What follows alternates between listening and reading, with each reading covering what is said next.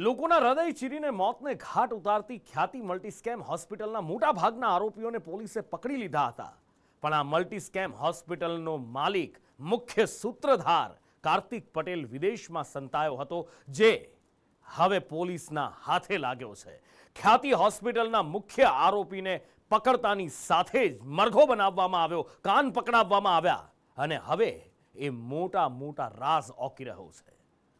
લોકોના હૃદય ચીરનાર ખ્યાતિ હોસ્પિટલના માલિક અને મુખ્ય આરોપી એવો કાર્તિક પટેલ કૌભાંડ ખુલતાની સાથે જ ઓસ્ટ્રેલિયા ભાગી ગયો હતો અને ત્યાંથી દુબઈમાં જઈને સંતાયો હતો। જો કે હવે કૌભાંડના 65 દિવસ બાદ મુખ્ય આરોપી પોલીસના હાથે લાગી ગયો છે।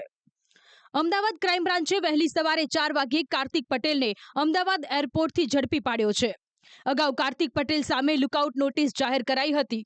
જો કે તેને વિદેશમાં બેઠા બેઠા આગોતરા જામીન માટે અરજી પણ કરી હતી, પરંતુ તેના જામીન મંજૂર થયા ન હતા અને આખરે તે ભારત પરત આવતાની સાથે જ તેની ધરપકડ કરી લેવામાં આવી છે।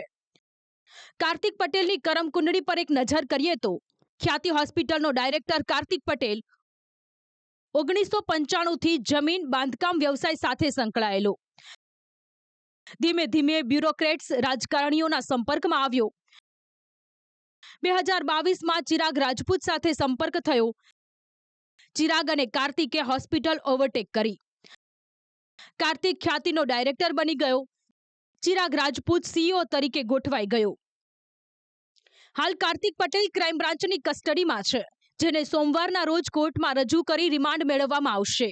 આરોપી કાર્તિક પટેલ જે છે એમની પ્રાથમિક પૂછપરછમાં એમણે જે પણ અત્યાર સુધીની જે થોડાક સમય મળ્યો છે એમાં જે પૂછપરછ કરવામાં આવેલી છે એમાં એમની જે પ્રાથમિક જે માહિતી મળી છે એ મુજબ એ અત્યાર સુધીમાં જે પણ પ્રકારે PMJ યોજના અથવા તો ખ્યાતિ હોસ્પિટલ અને જે પણ ઇન્સ્યોરન્સ જે કંપની જે છે એ સાથેના જે વ્યવહારો થયેલા છે એ વ્યવહારોની ચકાસણી પણ હાથ ધરાઈ રહેલી છે। એમાં એમનો કેટલો રોલ છે એ વિશે તપાસ કરવામાં આવી રહેલી છે।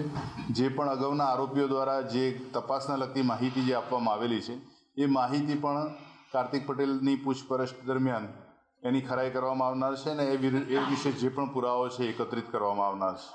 કોંગ્રેસના નેતાઓ અન્ય આરોપીની જેમ ખ્યાતિકાંડના મુખ્ય આરોપી કાર્તિક પટેલનું પણ સરઘસ નીકળે તેવી માંગ કરી રહ્યા છે, જેના પર ભાજપે જવાબ આપ્યો છે કે કોંગ્રેસને ખાલી રાજકારણમાં રસ છે।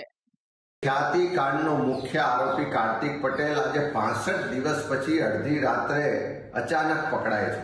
દીકરી પાયલનો બજાર વચ્ચે વરઘોડો કાઢવાની હિંમત સરકાર પાસે છે, પણ આ કાર્તિક પટેલનો વરઘોડો હવે નહીં કાઢે।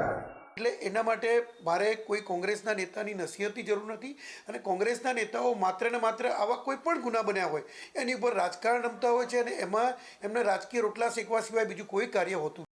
ખ્યાતિકાંડનો મુખ્ય આરોપી ઝડપાયા બાદ પીડિત પરિવારને પણ હાશકારો થયો છે। કડીના બોસીસણા ગામના પીડિતો હૃદય ચીરનાર શેતાનને ફાંસીની સજા થાય તેવી માંગ કરી રહ્યા છે। જે હમણાં મારા ભાઈને જેવું થયું એવી સજા એને થઈ જોઈએ કાર્તિક પટેલને। એ અમારું જીવન દોરી હતી, બરાબર, અમે રખડી પડીએ છીએ, તો શું કરીએ અમે અમારો ભય ખોલો, એટલે એને સજા થઈ જ જોઈએ। આમાં રાજકારણી પણ જવાબદાર છે, મારું માનવું આવું છે।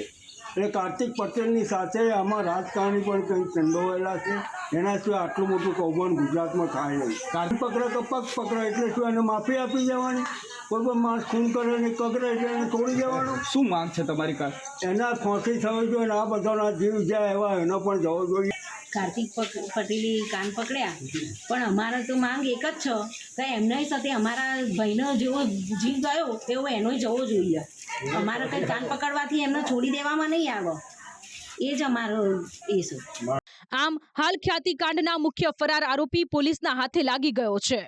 કાર્તિક પત્નીની સારવાર માટે અમદાવાદ આવ્યો હોવાનું રટણ કરતો હતો, ત્યારે ક્રાઇમ બ્રાન્ચે કાર્તિક પટેલની પત્નીની મેડિકલ ફિટનેસ અંગે તપાસ શરૂ કરી છે।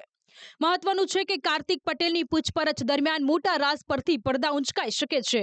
તેને કઈ રીતે આટલી મોટી મલ્ટી સ્કીમ હોસ્પિટલ ઊભી કરી છે, તેના કૌભાંડમાં અન્ય કોણ કોણ સામેલ છે, કોઈનું રાજકીય પીઠબળ હતું કે નહીં, જેવી અનેક મહત્વપૂર્ણ બાબતો અંગે ખુલાસા થઈ શકે છે।